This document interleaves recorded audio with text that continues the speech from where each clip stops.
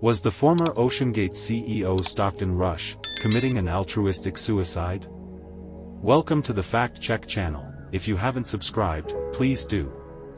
Stockton Rush, the CEO and founder of OceanGate Expeditions, was aboard his company's Titan submarine that imploded after going missing on Sunday en route to the wreck of HMS Titanic around 370 miles east of the coast of Newfoundland, Canada.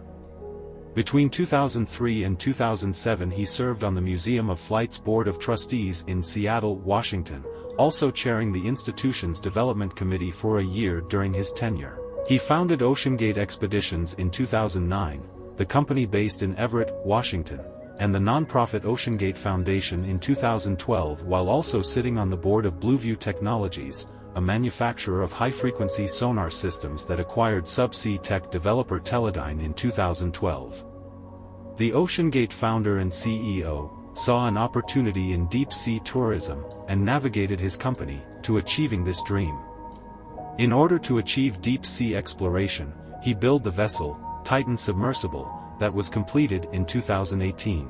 The Titan Submersible was constructed using titanium alloy for the hemispherical domes at each end of the vessel, and carbon fiber reinforced plastic, CFRP, for the hull.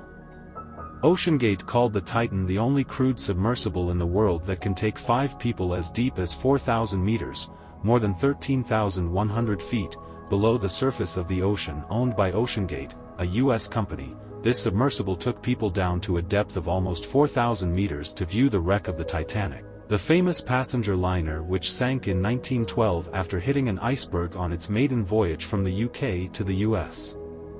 In addition to the CEO of the company who was also piloting the craft, the other 4 people on board included a 77-year-old ex-French Navy captain also known as Mr. Titanic for the number of times he had visited the wreck and 3 billionaire businessmen, each of whom had paid $250,000 for this 8-hour voyage into the depths of the ocean. Lowered from a mothership on surface, the submersible was expected to take about 2 hours to descend to the required depth and a similar duration to ascend to the surface. But how exactly did the submersible work? Titan's carbon fiber walls were 5 inches, 13 centimeters thick, and the vessel was capped at each end with titanium domes, according to David Pogue, a CBS News journalist who traveled on Titan last year. He had to sign a liability waiver describing the vessel as experimental and acknowledging a risk of injury or death. Once passengers are inside, the hatch is bolted shut. Passengers generally sat on the floor, leaning their backs against a curved wall. There was also a rudimentary toilet aboard. The vessel conducted more than 200 dives with its 3 submersible vessels in the Atlantic, Pacific and Gulf of Mexico. The Titan was designed to go the deepest of them all, able to reach depths of over 13,000 feet, according to the company. And this wasn't the vessel's first trip to the Titanic. Despite the past success, some of OceanGate staffs believed that the Titan submersible disaster was years in the making. In December 2015, 2 years before the Titan was built, Rush had lowered a 1/3 scale model of his 4,000-meter sub to be into a pressure chamber and watched it implode at 4,000 psi, a pressure equivalent to only 2,740 meters. The test's stated goal was to validate that the pressure vessel design is capable of withstanding an external pressure of 6,000 psi, corresponding to a depth of about 4,200 meters. He might have changed course then, stood back for a moment and reconsidered. But he didn't. Instead, OceanGate issued a press release stating that the test had been a resounding success because it demonstrates that the benefits of carbon fiber are real. Rush didn't even break stride. He ran right on ahead, plowing hard into his director of marine operations, David Lockridge. Lockridge was an established undersea pro, a submersible and remote-operated vehicle pilot, a marine engineer, an underwater inspector for the oil and gas industry. He'd piloted rescue subs for the British Navy to save men trapped aboard downed military submarines. By January 2018. The Titan was nearly completed, soon to begin its sea trials. But first Lockridge, who according to his contract was responsible for ensuring the safety of all crew and clients during submersible and surface operations, would have to inspect the sub and pronounce it fit to dive. And that wasn't going to happen.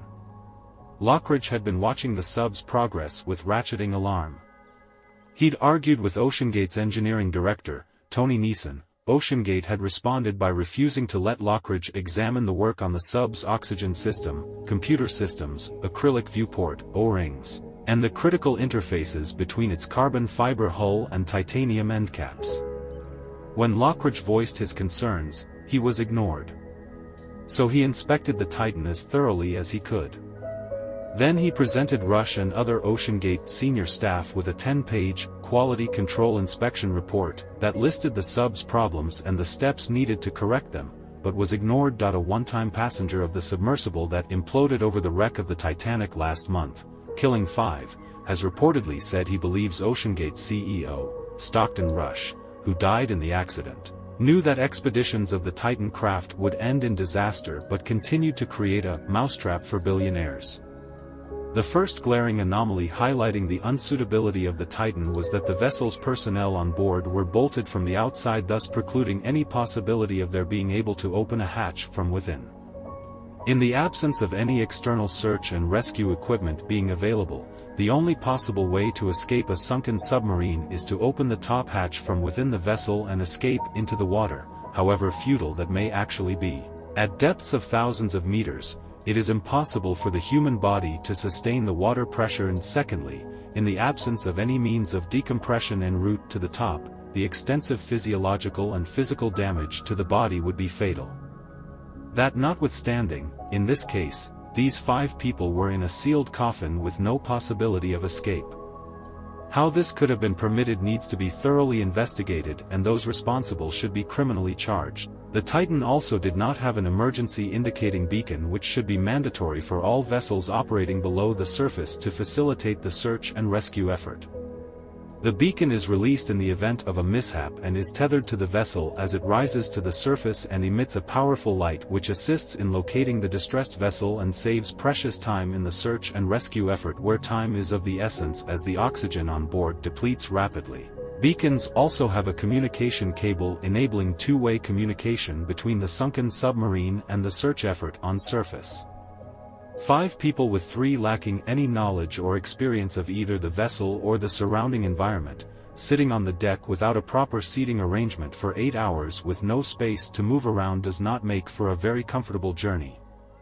Hence a degree of fatigue amongst untrained passengers would be inevitable.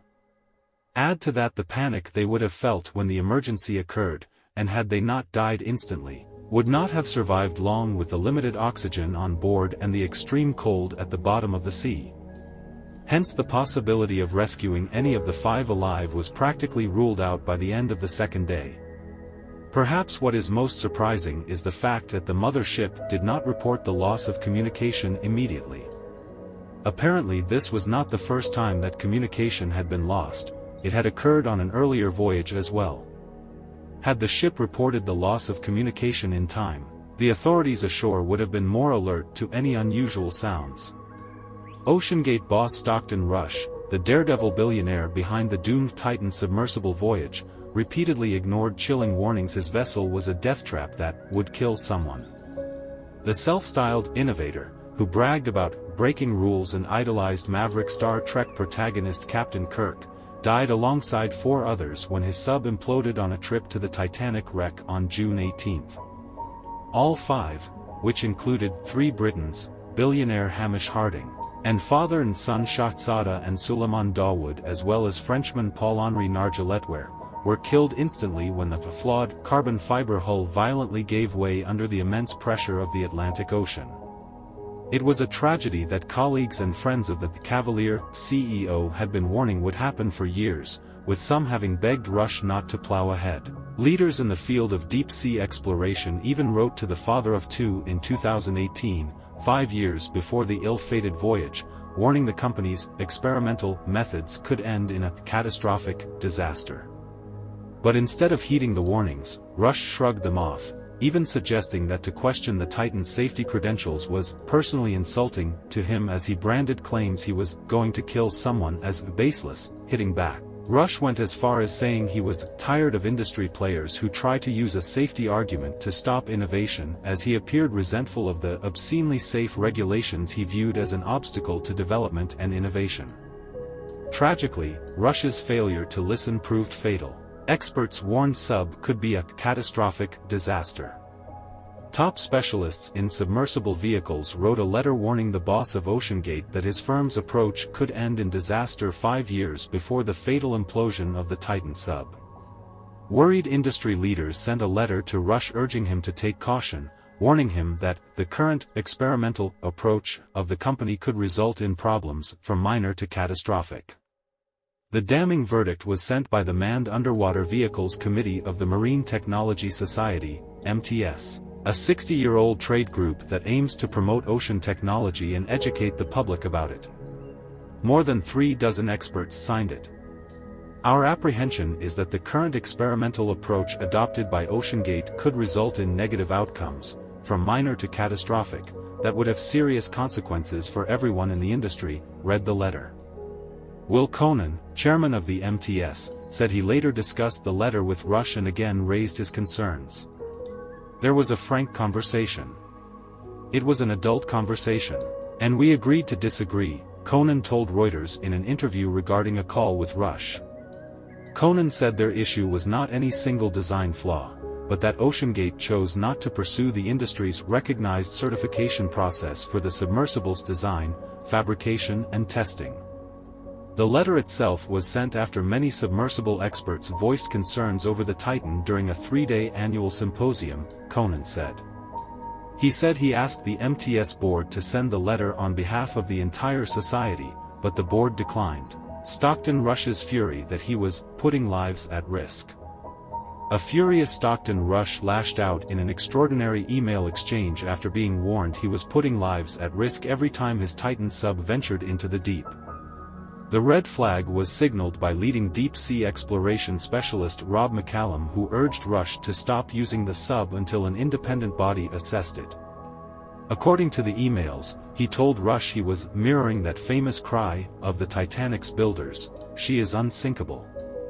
Rush, a self-proclaimed innovator, knocked back the concerns and raged he was tired of industry players who try to use a safety argument to stop innovation. The email exchange reportedly only ended when OceanGate's lawyers threatened legal action. In March 2018, McCallum wrote to Rush, "I think you are potentially placing yourself and your clients in a dangerous dynamic." A frustrated Rush hit back, writing to Mr. McCallum, "We have heard the baseless cries of, 'You are going to kill someone,' way too often. I take this as a serious personal insult." In a BBC interview, Mr. McCallum described how he repeatedly urged OceanGate to seek classification for the sub before it was used commercially. "Until a sub is classed, tested and proven, it should not be used for commercial deep dive operations," he wrote in one email. "I implore you to take every care in your testing and sea trials and to be very, very conservative. As much as I appreciate entrepreneurship and innovation, you are potentially putting an entire industry at risk." Rush responded some days later, "I am well qualified to understand the risks and issues associated with subsea exploration in a new vehicle." Fatefully, Mr. McCallum warned him, "It will be sea trials that determine whether the vehicle can handle what you intend to do with it, so again, take care and keep safe. There is a lot more riding on this than Titan and the Titanic."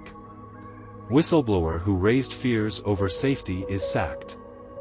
OceanGate chiefs sacked a top director after he aired his concerns over the Titan sub's safety, 5 years before the vessel's fatal implosion. David Lockridge, who was the Titan project's director of marine operations, was unceremoniously booted from the company after he demanded more rigorous safety checks on the sub, including testing to prove its integrity. He also wanted the company to carry out a scan of Titan's hull to detect potential flaws rather than relying on acoustic monitoring, which would only detect an issue milliseconds before an implosion. In a court document filed in 2018, lawyers for the company said Lockridge's employment was terminated because he could not accept their research and plans. including safety protocols. OceanGate also claimed Lockridge desired to be fired and had shared confidential information with others and wiped a company hard drive. The company said he refused to accept the veracity of information about safety from Titan's lead engineer. Lockridge, a former Royal Navy Marine engineer and ship's diver, had relocated from the UK to Washington to work on the development of the Titan, which was previously called Cyclops II. He was hailed as an expert in the field of submarine operations and rescue by OceanGate when he joined. Lockridge also strongly encouraged that OceanGate utilize a classification agency, such as the American Bureau of Shipping, to inspect and certify the Titan. The naval veteran disagreed with OceanGate's position to dive the submersible without any non-destructive testing to prove its integrity, and to subject passengers to potential extreme danger in an experimental submersible. Rush had asked Lockridge to assess the safety risks because he was the best man for the job, according to the lawsuit. But Lockridge was ignored when trying to raise verbal concerns over the safety and quality control of Titan. Warnings of ominous cracking sounds were ignored. As early as 2019, alarm bells were starting to ring over the structural integrity of the doomed Titan craft. Carl Stanley, an American tourist and submersible expert, took a trip on board the vessel with Rush in April of that year. The duo dived down to 12,000 feet in the Bahamas. But Mr. Stanley claimed that throughout the descent, the hull made ominous cracking sounds throughout the descent. Creaking in underwater craft like submarines when diving at depth isn't uncommon, nor an immediate indicator the vessel is at risk of an imminent implosion. Indeed, when Mr. Stanley took the trip down with Rush at the helm, the OceanGate boss had warned there would be some creaking noises. It was only the day after the trip, when he had digested the experience, did Mr. Stanley feel the noises were dangerous, which then prompted him to email to Rush and explain his fears. He said the noise heard during their dive sounded like a flaw/defect in one area being acted on by the tremendous pressures and being crushed/damaged. He wrote, in an email obtained by the New York Times, that the loud, cracking sound signaled there was an area of the hull that is breaking down. And he urged Rush to take his time with the development of the sub, to ensure that it was safe. University interns designed critical electrical systems. In what could be seen as another potential red flag, Rush reportedly employed university students to design critical electronics in the Titan. In an explosive report, it was claimed that students from Washington State University Everett were used to work on the submersible's electronics. Mark Walsh, a former student with Washington State University's Institute of Electrical and Electronics, who worked on the doomed vessel. He was hired by OceanGate in 2017 after he graduated to lead the company's electrical engineering division. The fateful day. The Titan was lowered by the mothership as scheduled at about 8 a.m. on that fateful Sunday, June 18, 2023, and apparently lost contact with the mothership after a little over an hour, which would indicate that she had probably reached the halfway mark in her dive. However, it is yet not clear as to when the mothership raised an alarm and sought help from the shore authorities. It is understood that the first message was received ashore sometime in the afternoon, following which a massive search and rescue operation was launched with U.S. and Canadian naval and Coast Guard ships and helicopters being deployed with other ships in the vicinity also joining the search. However, despite this Herculean effort, the Titan could not be located. The vessel was designed to carry oxygen for about 96 hours, which would, under ideal conditions, have run out by Thursday morning, June 22, though in reality, perhaps much sooner. Even though the search and rescue effort commenced on June 18 itself, there was no trace of the Titan till the afternoon of the 22nd, by which time all hope of rescuing the passengers had disappeared. Later, on the 22nd, the U.S. Navy reported that it had detected a sound, resembling an implosion on the 18th morning, soon after the Titan had lost contact. This provided the first indication of what might have led to its sinking. Subsequently, some debris of the Titan was also detected, which indicated that it was probably an implosion that had occurred on board. The Marine Technology Society expressed concern regarding the development of Titan and the planned Titanic expeditions, and warned of serious consequences for everyone in the industry. Rush bragged about Viewport amid flaw concerns. In an interview in 2021, Rush continued to brag about how he had been a rule breaker when it came to sub design. Was Rush committing altruistic suicide to give his company a name? While being filmed giving Mexican actor Alan Estrada a tour of his 22-foot vessel in summer 2021, Rush bragged of breaking rules building doomed sub. The businessman gave the quote, "You're remembered for the rules you break, and you know, I've broken some rules." This was, perhaps, one of the most prophetic comments made by Stockton Rush before he was killed on his doomed submersible.